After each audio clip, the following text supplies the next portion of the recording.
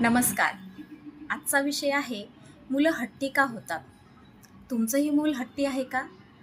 कदाचित फक्त त्याला समजून घ्यायची गरज आहे. हा व्हिडिओ तुमच्यासाठी आहे.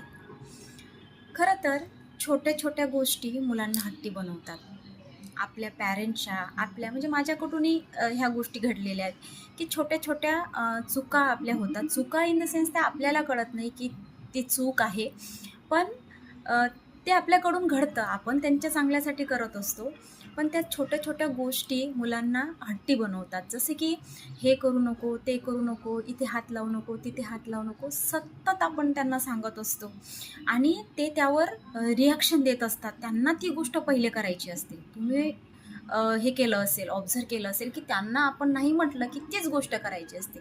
कसं असतं, जेव्हा एखादी गोष्ट आपल्या माइंडमध्ये जाते निगेटिव्ह आणि ती गोष्ट आपल्या मनामध्ये, आपल्या माइंडमध्ये आपल्याला आणायची नाही आहे. ती स्टॉप करायची आहे. पण ती परत परत आपल्या माइंडमध्ये येते. तसंच मुलांचं असतं, की जेवढं आपण त्यांना अडवायचा प्रयत्न करतो, तर त्यांना तेच करायचं असतं. छोट्या-छोट्या गोष्टीवरून मुलांना ह्या छोट्या-छोट्या गोष्टी अजून हट्टी बनवत जातात मुलांना.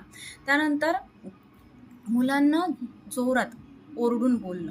आपण जोरात कुठलीही गोष्ट सांगतो. जसं आधी करायचे पॅरेंट्स, आपले पॅरेंट्स. पण तेव्हाची जनरेशन, आताचा काळ फार वेगळा आहे. सो त्यानुसार थोडं आपल्याला बदलणं गरजेचं आहे. सो ओरडून बोलणं आजकालच्या मुलांना आवडत नाही. त्यांना काही गोष्टी प्रेमानेच सांगितल्या गेल्या पाहिजे खरं. सो ओरडणे पण थोडं म्हणजे वेगळा असला पाहिजे. मुलांना आपल्याला चांगल्या सवयी लावायच्या आहेत. त्यांना आपल्याला चुकीच्या गोष्टींपासून अडवायचं आहे. त्यांचं संरक्षण करायचं आहे. सो पण ते वेगळ्या वेनी झालं पाहिजे. जसं मुलांचं ऐकून न घेणं, आपण मुलांचं ऐकून घ्या. आपल्याला कसं वाटतं मोठ्यांना, की मुलांना काय कळतं? ते लहानच आहे. पण त्यांना ते कळतं, की मला सतत काय बोललं जातं, माझं ऐकून घेतलं जात नाही. म्हणजे माझं म्हणणं ऐकून घ्यावं असं मुलांना वाटत असतं. सो त्यांचं म्हणणं ऐकून घेतलं गेलं पाहिजे.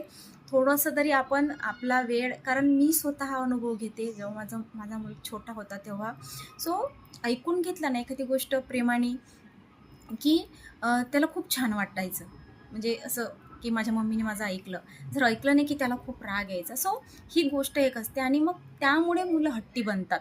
त्यानंतर आहे, की मोबाईल देऊन शांत करणं. म्हणजे हे खूप आता क्रेजच चालली, किंवा एक काळाची गरज झाली आहे असंही म्हणू शकतो आपण. पण तसं नाही झालं पाहिजे. ह्या मोबाईलमुळे पण मुलं हट्टी बनत चाललेली आहे.